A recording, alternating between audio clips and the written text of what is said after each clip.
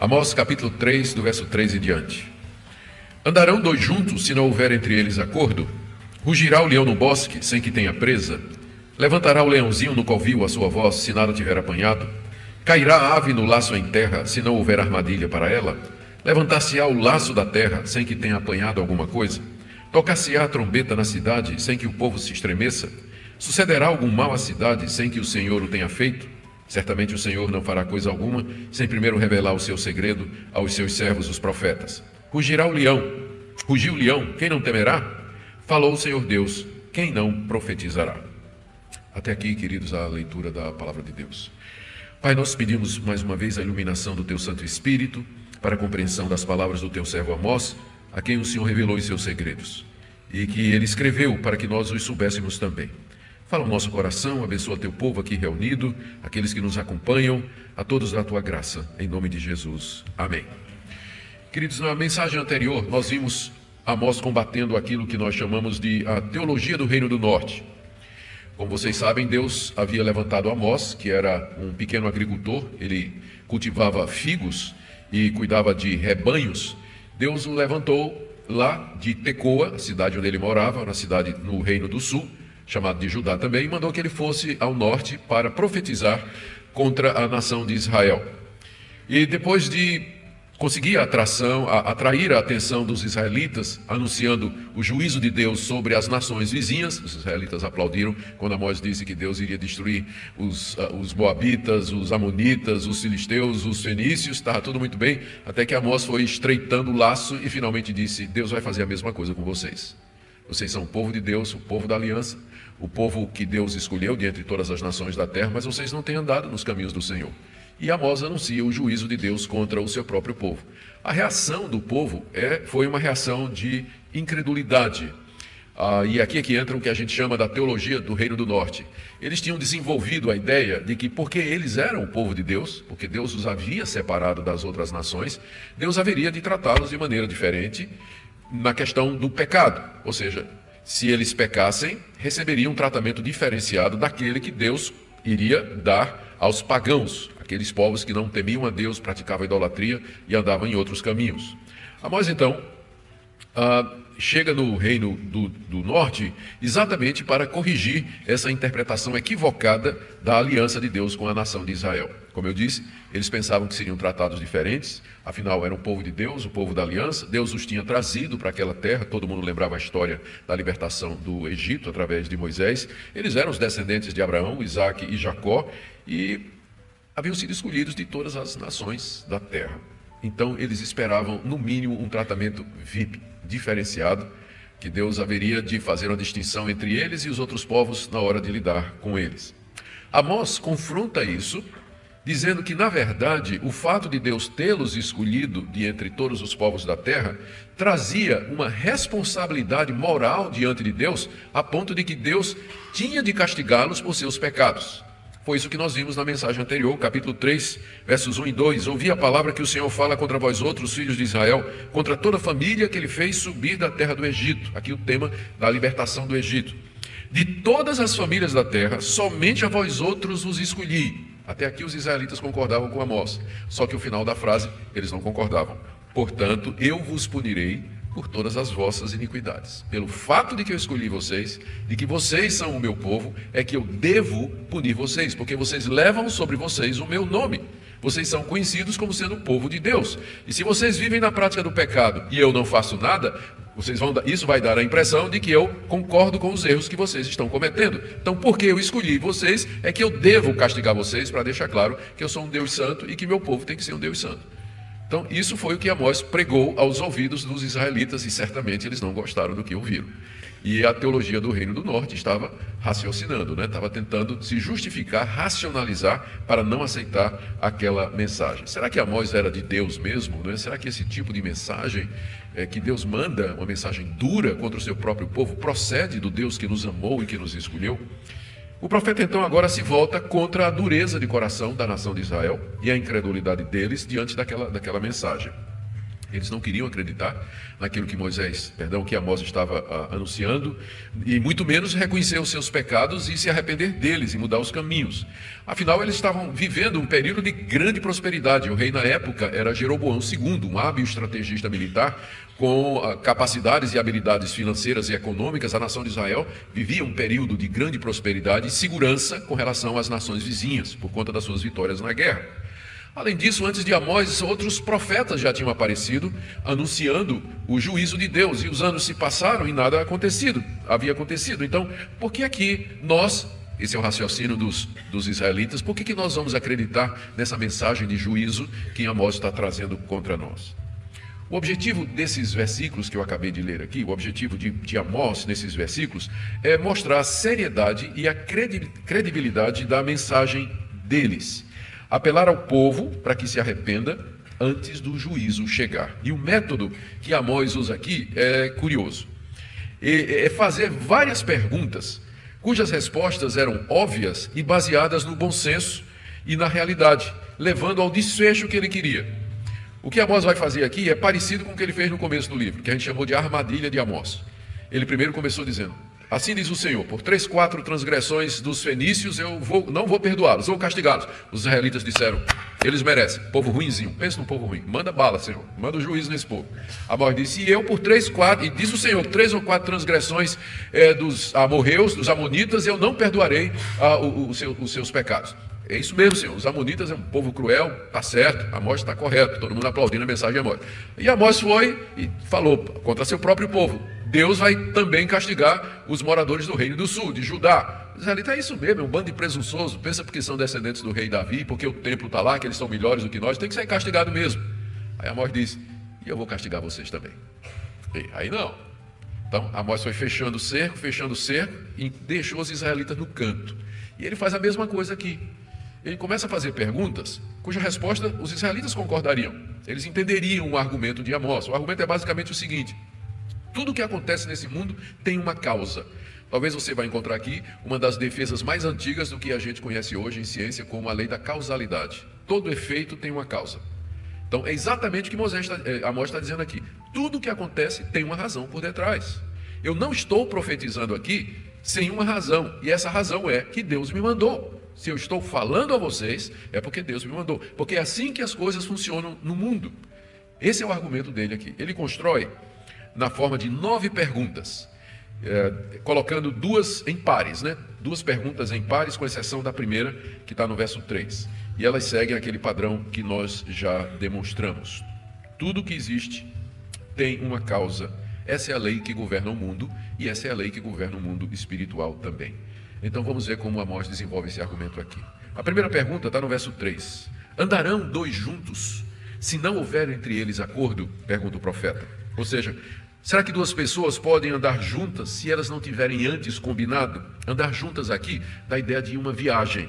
Podem 2 pessoas viajar juntas se antes elas não sentaram para combinar o destino, o horário, roteiro, hora de saída e assim por diante?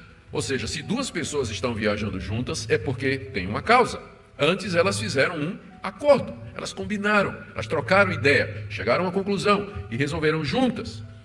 Aqui, é claro, Amós já está pré-anunciando o que ele vai dizer. Israel e Deus só andam juntos porque houve um acordo, que é a doutrina da aliança que Amós tinha falado no verso 2. Eu vos escolhi de entre todas as nações da terra. Exatamente porque Deus escolheu Israel, é que Israel e Deus andavam juntos. Ou seja, só andam 2 pessoas juntas porque teve uma causa para isso, teve um acordo. Vocês estão dizendo que são o povo de Deus. De fato vocês são. Mas por quê? Porque antes houve uma aliança entre vocês e Deus. A aliança essa estava sendo quebrada, mas esse é o ponto que vem no final. Então, para toda causa, para todo efeito, tem uma causa. Vocês estão dizendo que são o povo de Deus, mas é porque antes teve um acordo. Como é que 2 pessoas vão andar juntas se não tiver o acordo? A segunda pergunta, as próximas 2 perguntas, é o primeiro par de perguntas. E é baseado no leão. Vocês vão ver que é o animal predileto de Amós, né? Ele fala do leão várias vezes. Ele começou o livro dele comparando Deus a um leão que ruge. E agora ele volta mais uma vez para o leão. Os leões eram comuns na Palestina. E Amós, como criador de ovelhas, certamente deve ter visto muitos leões e observado como eles se comportam. Então, da sua observação, que também era do conhecimento de todo mundo, ele traz essa pergunta aqui no verso 4. Rugirá o leão no bosque sem que tenha presa? Ou seja, será que o leão ruge na floresta sem ter achado algum animal para caçar? O método do leão é, primeiro, emboscar a vítima silenciosamente. E aí, quando ele está certo, ele parte para o ataque e ele ruge para paralisar a presa. Era isso que Amós observou, é isso que ele tinha visto tantas vezes. O leão silencioso, espreitando, né, seguindo, quando ele sente que está certo, que o bote é certo, ele ruge e pula em cima da presa. O rugido tem como objetivo paralisar. Ou seja, o leão só ruge porque ele vai dar o bote. Para o efeito, que é o rugido de leão, existe uma causa. E qual é a causa? Que ele tem uma presa. Ele sabe que sua vítima está ali. Por isso é que ele ruge, porque ele tem certeza disso. É o mesmo princípio do ponto anterior. Para todo efeito, tem uma causa antes, né? Observação da natureza. É a mesma coisa ainda no verso 4, quando ele pergunta: levantará o leãozinho no covil a sua voz, se nada tiver apanhado? Será que o leão novo, ele fica rosnando na caverna, se ele não tiver pegado nada? Pergunta Amós. Amós observou isso durante toda a sua vida.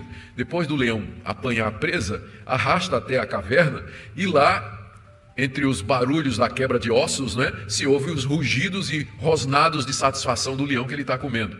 O leão só rosna satisfeito porque ele pegou a presa. Ou seja, a causa desses sons de satisfação é que ele alcançou a sua presa. Para todo efeito, tem uma causa. Ele só está lá ronronando, né, feliz da vida, porque está com a barriga cheia, porque ele, de fato, pegou uma presa.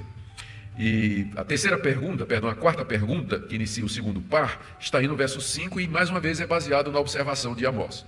Amós era um homem do campo, provavelmente ele deve ter armado muito laço para pegar passarinho ou algum animal pequeno, né? Por isso ele pergunta no verso 5, cairá a ave no laço em terra, se não houver armadilha para ela? Será que um passarinho cai numa arapuca que não estava armada? O passarinho só é apanhado porque alguém armou uma arapuca para ele, um laço feito pelos caçadores. Naquele tempo era muito comum pegar passarinho com laço, né? Se fazia um laço de cordel numa árvore envergada, no lugar onde os passarinhos costumavam parar, ou passar, ou sentar, e então o passarinho tripudiava naquilo, pisava naquilo de alguma forma, e o laço então pegava o pássaro pelo pé ou pelo pescoço ou alguma coisa. Mas ele só era apanhado porque tinha uma causa. A causa é que o caçador intencionalmente armou a arapuca para ele. Se o caçador não tivesse feito isso, o passarinho não teria sido apanhado. A lei da causa e do efeito mais uma vez. Aí na mesma linha, no verso 5, ele pergunta: levantar-se-á o laço na terra sem que tenha apanhado alguma coisa? Será que o caçador vai lá e tira o laço sem que o laço tenha apanhado alguma coisa? O caçador só tira o laço se ele tiver apanhado alguma coisa. Para todo efeito, tem uma causa, tem uma razão para as coisas acontecerem. Elas não acontecem ao acaso. Esse é o ponto de Amós aí. No verso 6, agora, é o terceiro par de perguntas, tem a ver com invasão em uma cidade. Tem a ver com uma invasão numa cidade. E agora, Amós está chegando perto do que ele quer. Ele começa falando do leão, fala do laço do passarinheiro e agora fala de uma invasão à cidade, né? Está chegando próximo do que ele quer dizer. Então a pergunta está aí no verso 6, e a sexta pergunta: tocar-se-á a trombeta na cidade sem que o povo estremeça? Ou seja, quando tocam a trombeta de alarme, será que o povo não fica com medo? A trombeta de alarme era o chofar, era uma trombeta feita de chifre de carneiro e que era tocada pelo sentinela quando ele pressentia um perigo que estava chegando na cidade. Então o povo da cidade, quando ouvia o chofar, já ficava com medo. Todo mundo tremia, porque era certo que o perigo estava à porta. Algum mal estava para acontecer na cidade. Alguma coisa se aproximava e que era perigosa. Então o povo só tremia porque o chofar tocou. Para todo efeito, tem uma causa. Tem uma razão para o povo tremer. Por que o povo está tremendo? Porque ouviu o som do chofar, da corneta, da trombeta, alardeando a chegada do inimigo ou de alguma desgraça, algum mal que se aproximava. E aí ele leva a coisa para o ponto que ele queria no verso 6, quando ele diz, perguntando: sucederá algum mal na cidade sem que o Senhor tenha feito? Será que vai acontecer algum mal na cidade sem que seja obra de Deus? Por acaso cai alguma desgraça sobre a cidade sem que Deus tenha feito acontecer? Aqui a palavra mal tem que ser interpretada no sentido de calamidade. Às vezes pessoas não entendem que a palavra mal, especialmente no Antigo Testamento, ela é usada genericamente em dois sentidos. Mal como mal moral, pecado, Por exemplo, Deus diz assim ao povo de Israel: não pratiquem o que é mal. Então, mal ali significa pecado, não é? Mal como um princípio. E a palavra mal é usada como calamidade decorrente do juízo de Deus. Deus trouxe o mal sobre a cidade. Ali não é pecado. O mal ali significa a tragédia, a desgraça. Então isso vai ajudar você na hora de você interpretar aquela famosa declaração do profeta Isaías, quando Isaías diz assim: eu faço a luz, eu crio a luz e faço as trevas, eu crio o mal.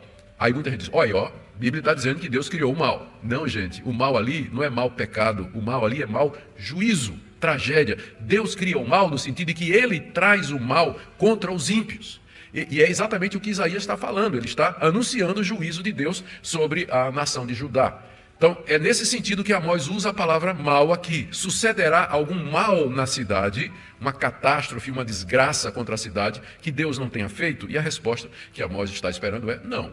Se existir, se houver uma desgraça, se houver uma calamidade, se abater o desastre sobre a cidade, a causa é a ação de Deus. Então, da mesma forma que tem uma causa por detrás do rugido do leão, tem uma causa por detrás do pássaro preso, tem uma causa por detrás do povo que treme, também tem uma causa por detrás da desgraça que vem à cidade. E essa causa é o decreto de Deus, é a ação de Deus. Com isso, Amós está preparando para o que ele vai dizer mais adiante no seu livro. A desgraça que virá sobre vocês, o mal que virá sobre vocês, é Deus que está trazendo.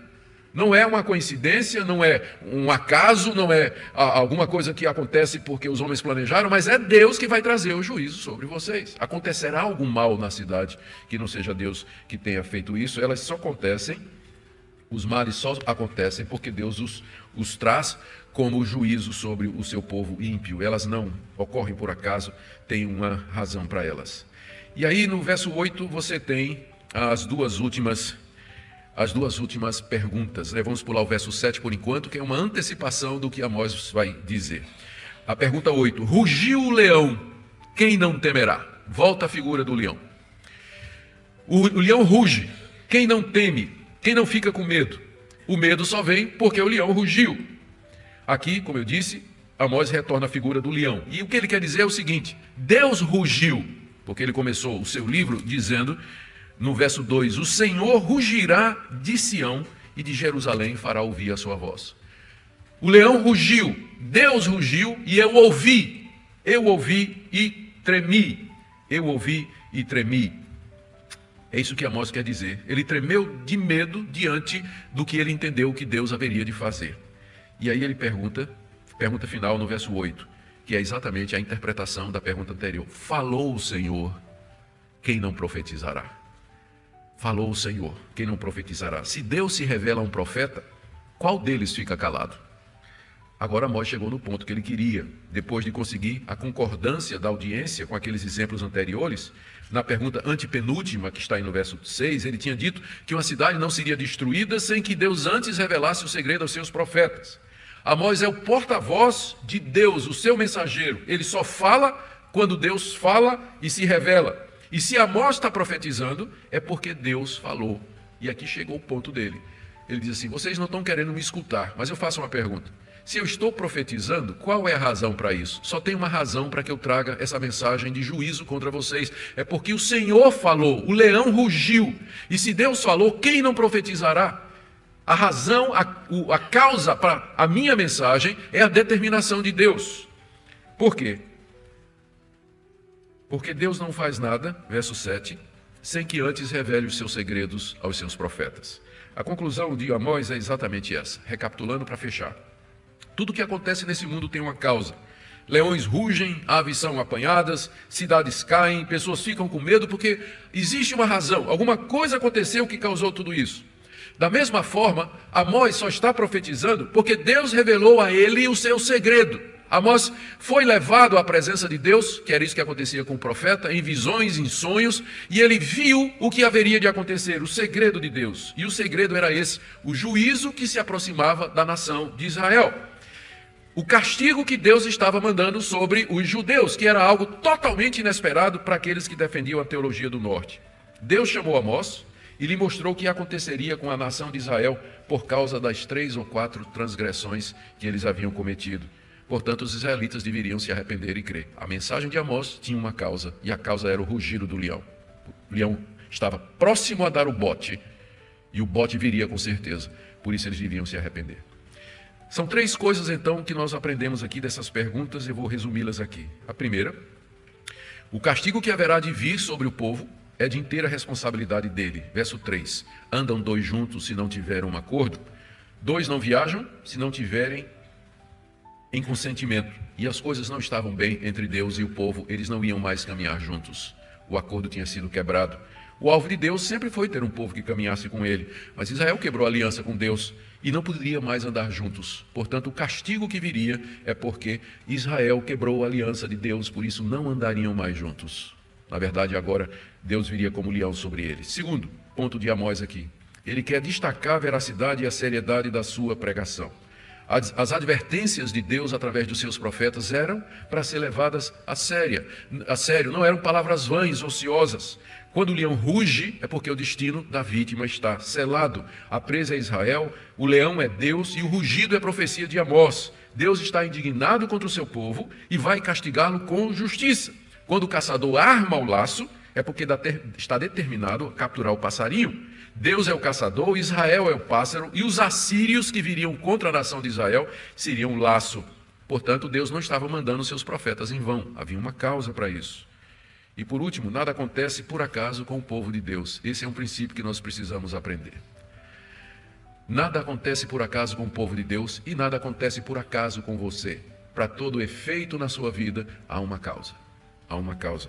É verdade que o povo de Deus estava endurecido, insensível e surdo, não estava estremecendo com a trombeta profética, talvez ele fosse atribuir ao acaso a iniquidade, a calamidade que haveria de vir, mas na verdade seria a mão de Deus em juízo.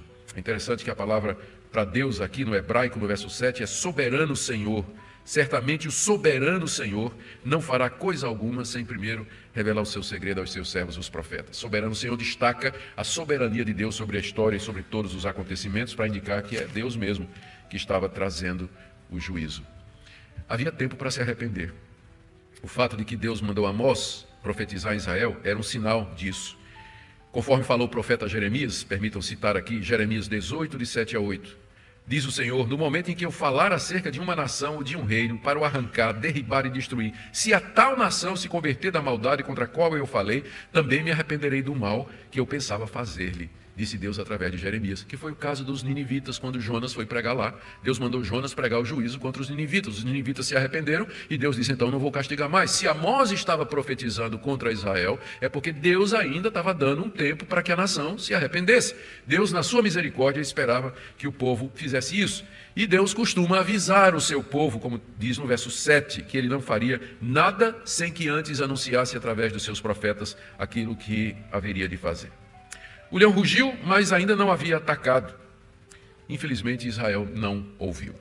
E cerca de 50 anos depois que Amós falou estas palavras, os assírios invadiram o reino do norte, mataram o rei, derrubaram as cidades, levaram o povo em cativeiro, trouxeram toda a desgraça. Por esse tempo, o profeta Jeremias estava vivo. Olha o que Jeremias escreveu. É interessante a linguagem.